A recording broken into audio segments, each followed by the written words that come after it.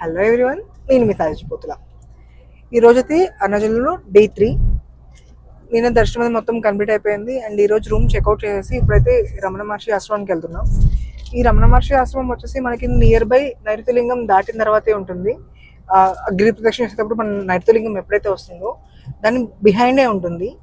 And it's very peaceful place అనమాట. చాలా అంటే చాలా ప్రశాంతంగా ఉంటుంది. అండ్ అక్కడ ఎలా ఉంటుంది ఏంటి అనేది మీకు వీడియో చూపిస్తాను.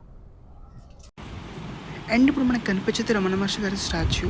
అండ్ ఆ స్టాచ్యూలో చూస్తుంటే జీవకళ ఎంత చక్కగా ఉట్టిపడుతుందో చాలా చక్కగా ఉంది. అండ్ మనం రమణ మహర్షి గారి ఆశ్రమంకి వెళ్ళగానే స్టార్టింగ్లో ఒక శివలింగం ఉంటుంది. ఆ శివలింగం దర్శనం చేసుకొని మనం వస్తుంటే మనకి లెఫ్ట్ సైడ్న ఇప్పుడు మనకు కనిపించే స్టాచ్యూ ఉంటుంది. అక్కడ ఎంత ప్రశాంతంగా ఉందంటే ఈవెన్ ఫారినర్స్ కూడా చక్కగా మెడిటేషన్ చేసుకుంటారు.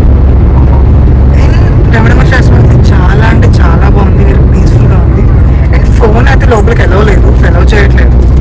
అండ్ కొన్ని క్లిప్స్ అయితే ఉన్నాయి, అవి మీకు పైన ఇక్కడ యాడ్ చేస్తాను, అవి చూడండి. అండ్ ఇప్పుడైతే మనం స్కంద మహర్షి ఆశ్రమంకి వెళ్ళాలంటే టెంపుల్ లోపల నుంచి వెళ్ళాలి. టెంపుల్ లోపల నుంచి ఇప్పుడు కార్స్ ఎలవ్ చేయట్లేదు, సమేత కన్స్ట్రక్షన్స్ అవుతున్నాయి. అండ్ ఈ రోజు వచ్చి మన ఇప్పుడు పౌర్ణమి, ఈ రోజు క్రౌడ్ కూడా చాలా హెవీగా ఉంది. కార్స్ కూడా ఇది లోపలికి ఎలవ్ చేయట్లేదు, మనం బయట పార్క్ చేసుకుని వెళ్ళాల్సి వస్తుంది. అండ్ కాబట్టి స్కంద మహర్షి ఆశ్రమం అయితే ఇంకా వెళ్ళట్లేదు. అండ్ నెక్స్ట్ పాండిచేరి వెళ్తున్నాం. అండ్ పాండిచేరి ఇక్కడ నుంచి ఆల్మోస్ట్ 2 hours చూపిస్తుంది. 2 hours డిస్టెన్స్లో మనకి పాండిచేరి ఉంటుంది. అక్కడ ప్రజెంట్గా రాక్ బీచ్కి వెళ్తున్నాం. అక్కడికి వెళ్ళిన తర్వాత అక్కడ ఏంటి ఎలా ఉంటుంది నేను చూపిస్తాను. అండ్ మనకు కనిపించేది పాండిచేరి ఎంట్రన్స్. అరుణాచలం వచ్చి చుట్టుపక్కల విజిట్ చేయాల్సిన ప్లేసెస్లో మస్ట్ విజిట్ ప్లేస్ ఏంటి అంటే పాండిచేరి. అండ్ అరుణాచలానికి చాలా నియర్ బై ఉంటుంది. మన ఓన్ వెహికల్ అన్నా అండ్ లోకల్ బస్సెస్ కూడా చాలా అవైలబుల్ ఉంటాయి, మీరు ఒకసారి చెక్ చేసుకోవచ్చు. సో అరుణాచలం నుంచి 2 hours జర్నీ చేసుకొని పాండిచేరికి వచ్చేసాం. పాండిచేరి రాక్ బీచ్ అనమాట. అండ్ కార్ పార్కింగ్ ఇక్కడ చేసుకొని, ఇది కార్ పార్కింగ్ చేసుకొని అండ్ ఎక్కడి నుంచి మనం లైక్ రైట్ తీసుకుంటే రాక్ బీచ్ వస్తుంది. అండ్ ఇప్పుడు రాక్ బీచ్కి వెళ్ళిపోతాం.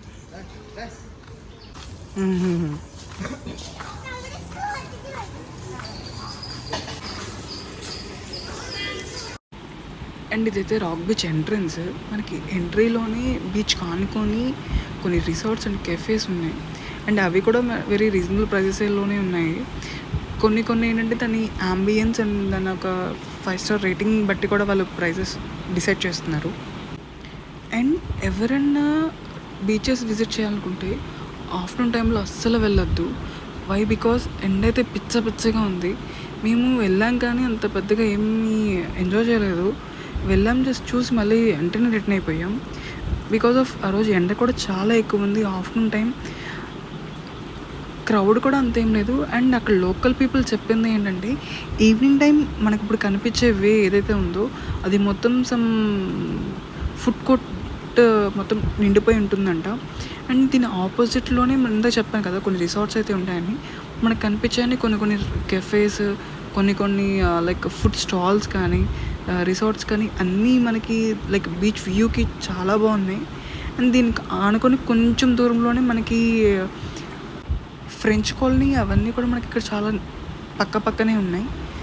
అండ్ మేము అవన్నీ ఏం విజిట్ చేయలేదు బికాజ్ ఆఫ్ ఆఫ్టర్నూన్ టైం కాబట్టి. అండ్ నిన్నంతా అరుణాచలం మొత్తం తిరిగి వచ్చేసి అంతా.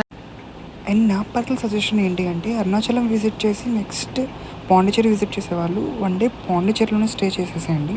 వై? బికాస్ ఎందుకు అంటే అక్కడ బీచెస్ అన్నీ మీరు చూడడానికి చాలా బాగుంటుంది, లేదంటే అసలు ఏమి ఉండదు. అండ్ మేమైతే జస్ట్ ఒక 1 hour టైం స్పెండ్ చేసి మళ్ళీ వెంటనే విజయవాడ రిటర్న్ అయిపోయాం. అండ్ పాండిచేరి నుంచి మనకి విజయవాడ 8 hours పట్టింది ఆన్ కార్ అయితే. Very soon Pondicherry full blogs అయితే ప్లాన్ చేస్తున్నాను. And this is the for the video. Signing off మీ సాయి తేజ్ పోతుల. ఈ వీడియోని లైక్ చేయండి, షేర్ చేయండి, సబ్స్క్రైబ్ చేయండి. Thank you all.